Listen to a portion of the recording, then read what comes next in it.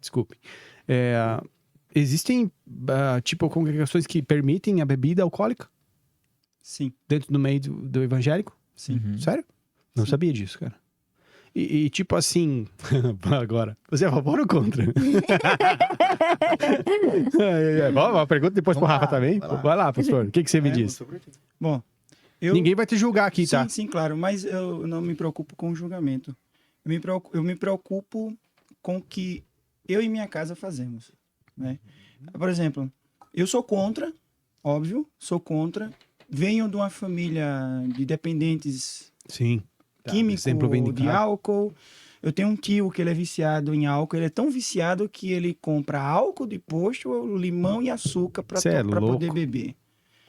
Sim, já foi internado, já oraram por ele, já expulsaram o demônio. Tudo que você imaginar já fizeram. Continua. E, enfim, mas assim, eu sou contra não é por isso. Eu sou contra pelo simples princípio. Por exemplo, aí as pessoas, quando a gente fala que é contra, o cara diz assim, mas a Bíblia diz, beber e não se embriagar. Mas se você for olhar, o nosso contexto não é um contexto como foi escrito aquela palavra. O nosso contexto hoje é totalmente diferente. A nossa cultura é diferente de uma cultura judaica. Entende? A questão do vinho, ele tem uma simbologia muito grande para o judeu, assim como o pão, por causa da questão da ceia, né? Então, trazendo para os dias de hoje, por exemplo, hoje é mais complicado. Vamos supor, um cara que é viciado, que já foi viciado, e ele, por exemplo, vou tomar uma cerveja sem álcool, tá? Mas para uma cerveja com álcool é só um pulo, não muda nada.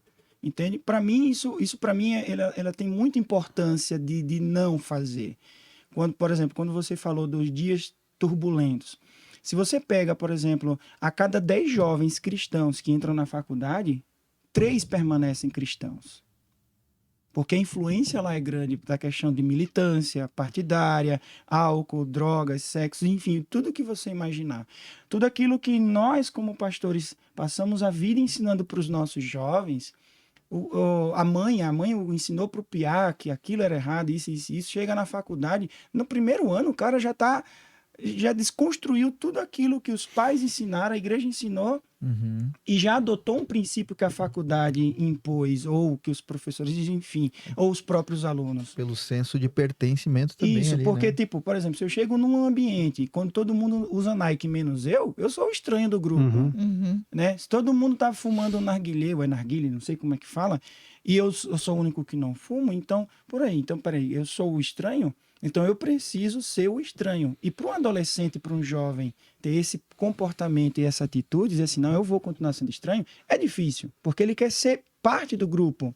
E às vezes, por exemplo, um cara chega na minha casa, por exemplo, cara, queria tanto tomar uma cerveja, eu disse, cara, então aqui você não vai encontrar. Aqui você tem um suco de vinho, de uva, um suco de fruta, um suco de caixa, o que você quiser. Até água tem, mas você não vai encontrar isso na minha casa, porque eu adotei para minha casa isso. Cara, na minha casa não vai entrar isso. Eu não aceito isso.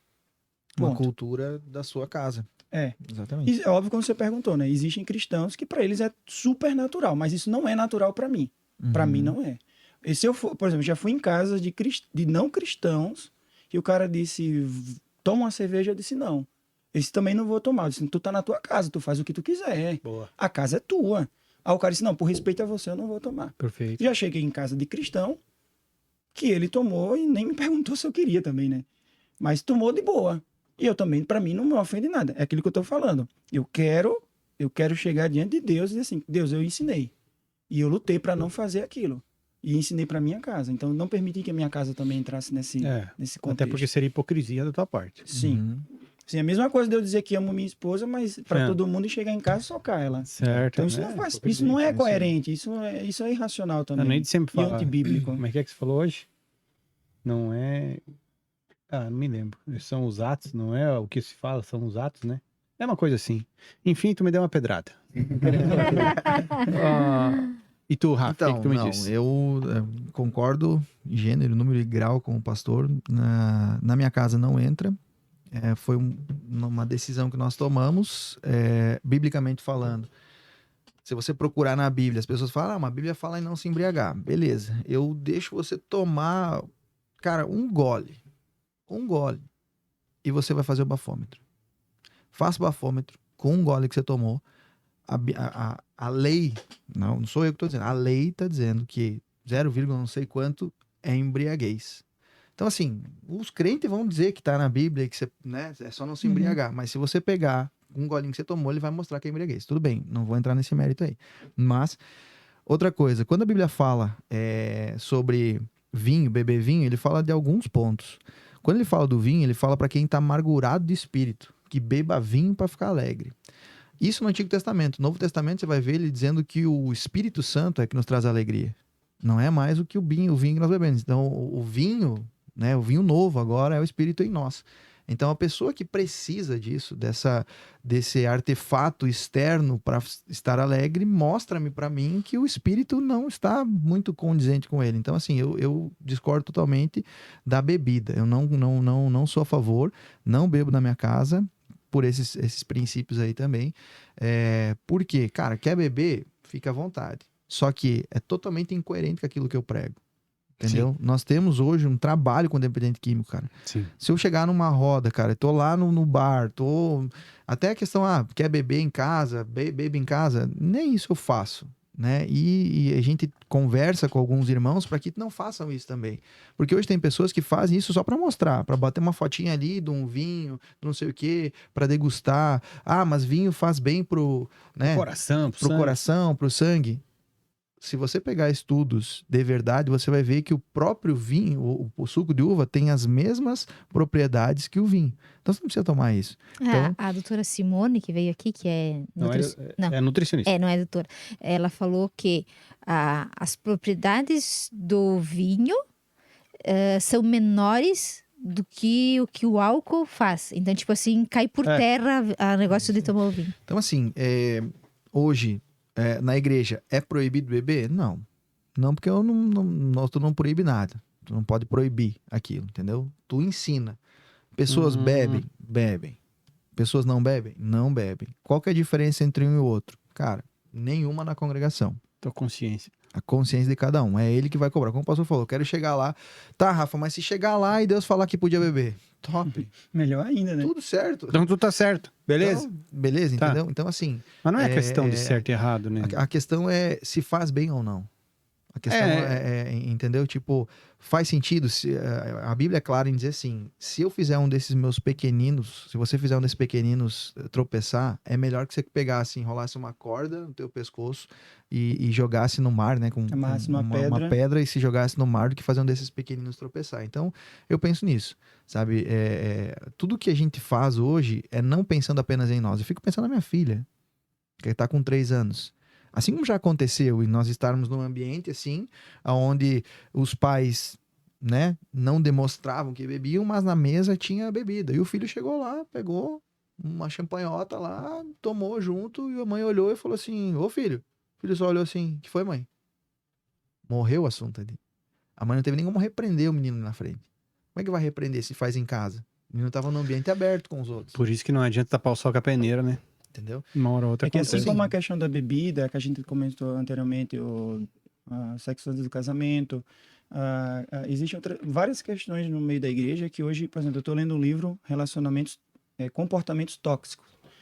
E o pastor disse que uma moça chegou para ele e falou assim, pastor, eu encontrei na Bíblia, eu ouvi um pregador desse da modinha, um pregador disse que encontrou na Bíblia e provou com textos bíblicos que pode fumar maconha. Ele disse, qual texto? Está em Gênesis, aquele que fala assim, e Deus fez crescer a Eva.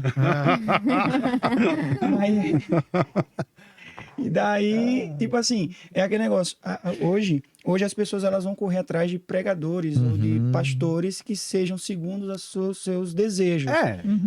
Que ali pode? Então, cara, bom, vai na paz. Na minha pode, na minha igreja pode, então vamos lá.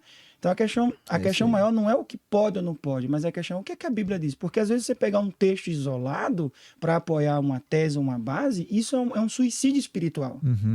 Suicídio espiritual. Sim. Mas sabe de uma coisa que já te aquele dia que o Rodolfo veio lá, ele falou sobre isso. Ele disse assim, eu queria continuar fumando a minha maconha e ir para a igreja. Mas eu não podia fazer as duas coisas, eu tive que escolher uma. Um dia eu fui cantar e pedir pra que Deus se retirasse lá, porque eu ia ter que cantar, porque eu tinha que fazer aquele show lá e pedir pra Sim, Deus se sim. retirar daquele momento. Não fica aí, cara, não escuta isso aí. Então chegou num ponto que foi insustentável pra vida dele continuar fazendo as duas coisas. E ele optou por uma. Ele podia ter optado pela outra, Sim. pra ficar onde estava, né? Ele optou. Então, tipo assim, eu acho que daí a gente entra com a questão do respeito da tua escolha. Por Tu escolheu exemplo, isso pra sabe ti? aquele lance que fala há 2 lobos dentro de você? O que você alimentar mais é o que vai vencer. Então, por exemplo, não tem como eu andar com Cristo, mas ao mesmo tempo ter uma vida dupla. Eu não Uhum. posso ter 2 esposas. Ou eu vou agradar uma, ou Outra. desagradar a outra. Eu não posso ter 2 comportamentos, porque uma hora a casa vai cair, a máscara vai cair. Então, ou eu ando de uma forma que eu imagino que agrada a Deus, ou eu ando de uma forma que agrada o diabo. Porque as pessoas usam o termo bem com Deus, bem com o diabo. E isso é uma mentira que se tornou verdade para muita gente. E não é uma verdade. Ou você agrada um, ou agrada o outro. Ou você, por exemplo, igual o cara que anda em todas as igrejas e não é de nenhuma. A minha pergunta é, e quando esse cara morrer, quem vai fazer o velório dele? Porque eu não sei. Então, quando ele morrer agradando a Deus e o diabo, com certeza ele não agradou a Deus. Porque a questão é que Deus, ele não é um Deus egoísta, mas ele quer exclusividade. E minha Sim. exclusividade. Ele quer meu amor. Eu não quero dividir o amor da minha esposa com outro homem. Sim. Então, isso não é egoísmo. Isso, para mim, é um princípio bíblico e claro. Né? Por exemplo, igual a gente já viu muitos pregadores falando que... Um pregador ele fala num livro, dizendo assim, puxa, chega em casa, minha esposa deixou a janta pronta, cheguei cansado do trabalho, ele falando aqui. Aí, de repente, ela diz assim, não, me arrumei porque eu vou sair com o vizinho. Uhum. Aí a mesma coisa é com Deus. Ah, Deus, eu só tô com o senhor até aqui, mas eu vou sair com o diabo um pouquinho, porque sabe comer, né? Igual o Cris, sabe Cara, comer, tem né? aquela história, né? Eu não sei se eu inventei isso na minha cabeça, é um ditado, mas é tipo aquilo, quem corre com todo mundo não anda com ninguém, né? Sim. Pô, tu tá andando com todo mundo, mas tu pertence a que lugar? Nenhum, né, cara? Então é complicado. Eu quero